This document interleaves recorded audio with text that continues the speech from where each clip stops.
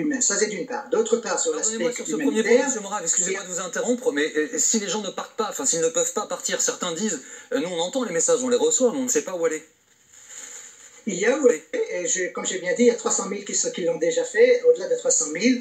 Et dans la partie sud, il y a les organisations humanitaires qui sont prêtes là-bas pour les recevoir. Il y a de l'eau, il y a également l'aide humanitaire qui est déjà acheminée dans cette partie-là et qui continue depuis 2 jours qu'il y a déjà des convois humanitaires dans la bande de Gaza. Donc il n'y a pas un vrai problème de médicaments ou d'eau ou d'autres besoins nécessaires pour la population.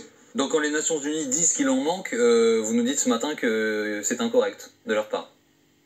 C'est incorrect. Je remarquerai qu'aussi en France, il y a une pénurie de médicaments. Hein, ce n'est pas unique dans la bande de Gaza. D'une part, et d'autre part, le président de la République lui-même a dit qu'il y a des acheminements de médicaments et ce n'est pas ça le problème. Monsieur Morave, objectivement, vous ne comparez pas la situation en France et celle dans la bande de Gaza? Non, mais je dis qu'une pénurie de médicaments n'est pas juste et ne présente pas la situation de la bande de Gaza. Dans la bande de Gaza, pardon monsieur, mais on opère par terre, les chirurgiens opèrent par terre, hein, avec l'éclairage d'un téléphone portable, sans anesthésie. Vous ne pouvez pas comparer avec la situation française. Ce que vous venez de dire est ahurissant.